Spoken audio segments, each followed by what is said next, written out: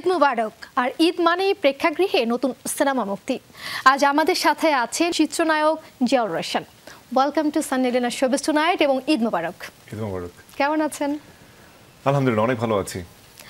এবার ঈদটা আসলে মেয়ের সাথে কেমন কাটলো? মা এবং মেয়ে দুজনের কথাই বলি। ফ্যান্টাস্টিক, আলহামদুলিল্লাহ খুবই ভালো কেটেছে। কারণ একদমই লাস্ট ঈদ, গত ঈদে মানে ঈদুল আজহাতেও অনেক বেশি ছোট ছিল। Probably if I am not wrong or 1 month পাশাপাশি ছিল আর কি। Now she is 10 month, so অনেকটাই দুষ্টুমি করতে পারে, দাঁড়াতে পারে, একটু একটু স্টেপ নিতে পারে। সো অনেক বেশি ভালো লাগে আসলে এই মোমেন্টসগুলো। আমি বাসায় যতক্ষণ থাকি পুরো সময়টা আসলে ওকেই দেই, ওর সাথেই কাটে। আমার মনে হয় যে আমার এমনিতে ক্লান্তি দূর হয়ে যায় বাইরে থেকে আসলে ওকে দেখলেই। আর সময়টা খুবই ভালো কাটে আমার, আলহামদুলিল্লাহ। তো ঈদ মানেই কিন্তু ভাইয়া সালামির প্রসঙ্গ চলেই আসে। আমাদের ঈদ মানেই সালামি। তো এখন তো জিয়াউর রহমান পরিপক্ক একজন চিত্রনায়ক বলা যায়, তো এখন কি সালামি দেওয়া হয় নাকি না হয়? আসলে সালামির বিষয়টা তখনই আসে যখন একটা মানুষ ম্যাচুরিটি জায়গায় চলে আসে। আমার মনে হয় না যে it's depends on career or any kind of job a person specifically doing. আমার কাছে মনে হয় যে যখন আপনি বড় হবেন তখন আপনার বোনের অথবা ভাইয়ের যারা পিচ্ছি পিচ্ছি ছেলে মেয়ে আছে সবাই এসে সালামি চাইবে। It's very common. কারণ আমি যখন কিছু করি না, আমি ইউনিভার্সিটিতে পড়ি, তখন থেকে আমার বোনের 2 বোনের ছেলে মেয়েরা এসে আমার কাছে সালামি চায়। গ্রামের বাড়িতে যখন যাই বা হোম টাউনে যাই তখন ছোট ছোট পিচ্ছিরা যারা আমাদের প্রতিবেশী তারা এসে সালামি চায়। সো এখন তো আসলে দিতেই হয়। It's being very specific. ঢাকায় থাকলে তো আমার ভাগ্নে এবং ভাগ্নি আছে, দুজনেই প্রচন্ড রকমের জ্বালায় আমাকে। দুজনেই ক্লাস 2 বা 3-তে পড়ে। সো ভালো লাগে আসলে যখন কিছু একটা দিলে ওরা খুশি হয়, এটা দেখতেই ভালো লাগে। তো এবার ঈদে কত সালামি দিয়েছেন সবাইকে? সালামি আসলে পরিমাণটা বড় বিষয় না। সালামিটা হচ্ছে সবচেয়ে, যারা ছোট ওরা আসলে চকচকে নোট দেখতে বেশি পছন্দ করে। সো ওদের জন্য সবসময় ওই জিনিসগুলো অ্যারেঞ্জ করে রাখতে হয়।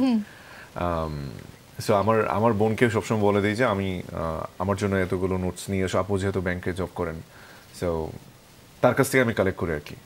কারণ ওরা সবচেয়ে বেশি, এটা যদি 5 টাকা নোট হয় চকচকে হলে বেশি খুশি হয়। আপনি কিন্তু বাস্তব জীবনেও প্রেম করে বিয়ে করেছেন। আসলে বাস্তব জীবনে কতটা সফল আপনি? বাস্তব জীবনে আমার কাছে মনে হয় যে ভালো থাকাটা হচ্ছে সবচেয়ে বড় সফলতা। আর আমার কখনোই আমার জীবনে অনেক বেশি আকাঙ্ক্ষা, অনেক বেশি চাহিদা আমার কখনোই কাজ করে না।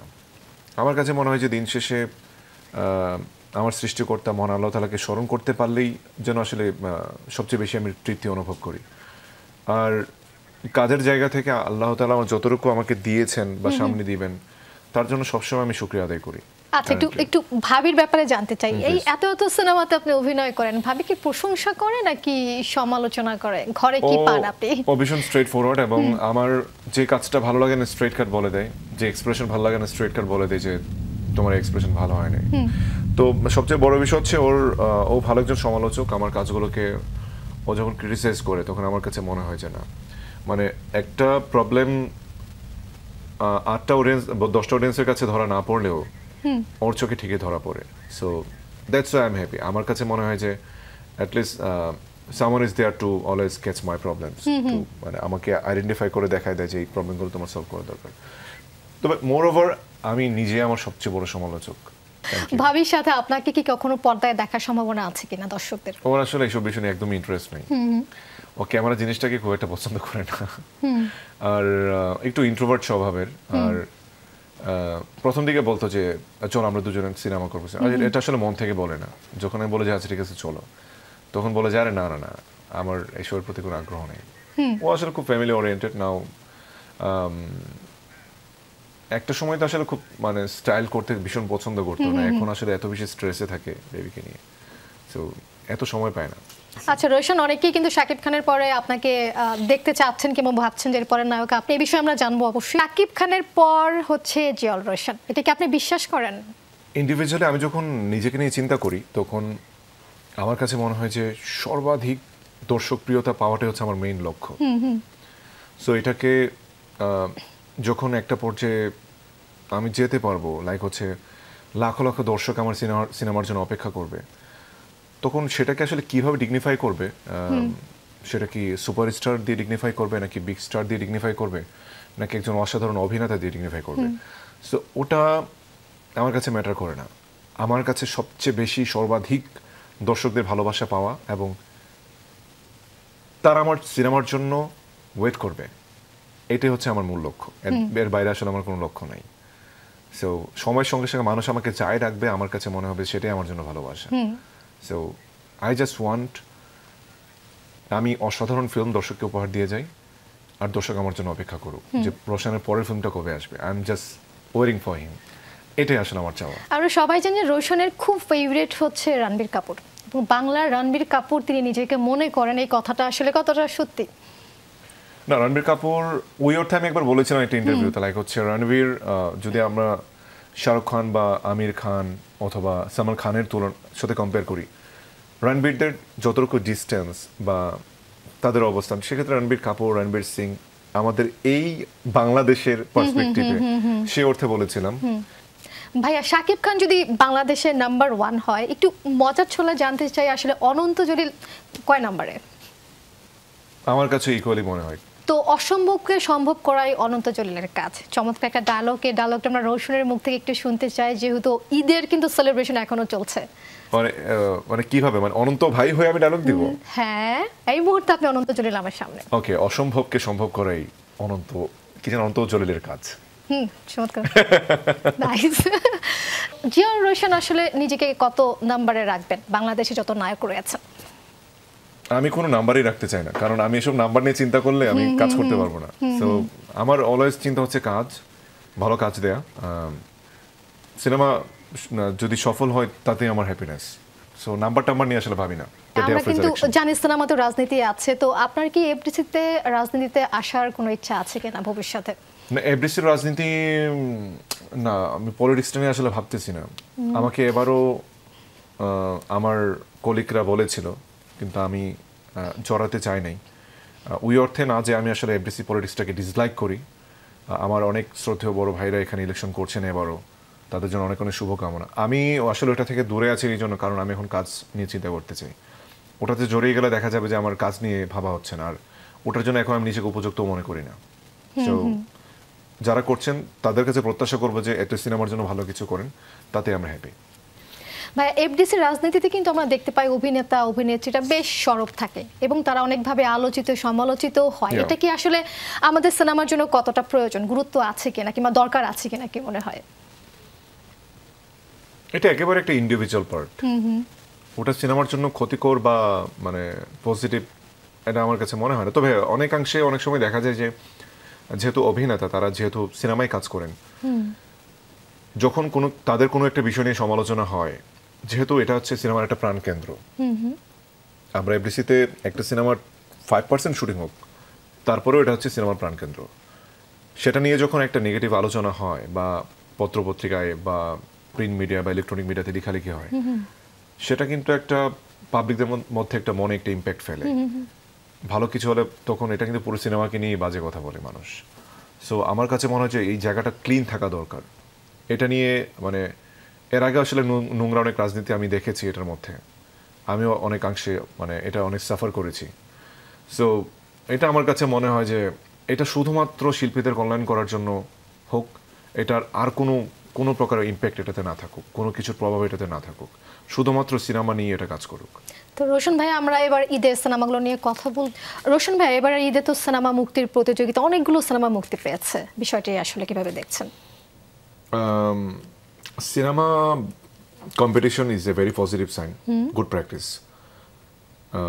আমরা সবসময় চাই যে আসলে একটা সময় আমরা আকাঙ্ক্ষা করতাম ভালো ভালো সিনেমা আসুক, কিন্তু আসলে এখন এই রিসেন্ট টাইমে আমাদের ঈদে, যেমন গত ঈদে মোটামুটি লিমিটেড সংখ্যক সিনেমা এসেছে, যার ফলে প্রতিটি সিনেমায় কিন্তু দর্শক ঘুরে ফিরে একটা যতটুকু সার্টেন একটা ভ্যাকেশন একজন কর্মজীবী মানুষ পায়, সেই সময়টার মধ্যে ওরা দেখতে পায়, দেখার একটা স্কোপ রয়েছে। কিন্তু এই ঈদে সিনেমার সংখ্যা এতটাই বেশি, যেটা আসলে আমাদের ইন্ডাস্ট্রির জন্য খুবই খারাপ একটা সাইট আমি বলবো। এই জন্য কারণ হচ্ছে আমিও যদি পার্সোনালি সিনেমা দেখতে চাই, আমি কয়টা সিনেমা দেখতে পারবো?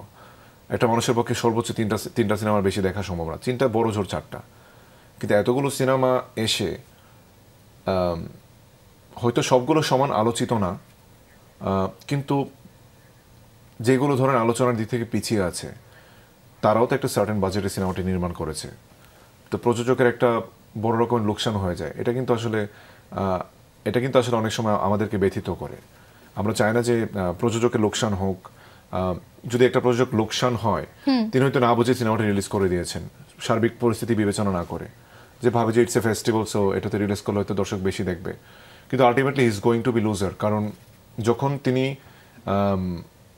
ওনার ফর এক্সাম্পল আমি 1 কোটি টাকাই ধরলাম, 1 কোটি টাকার উনি ইনভেস্ট করে যদি মানে সর্বসাকল্যে 50 লাখ টাকা যদি ওনার উঠেও আসে, এটা কিন্তু ওনার জন্য একটা বড় লস। সো আমি চাই যে আসলে এইভাবে লসের মুখে না পড়ুক।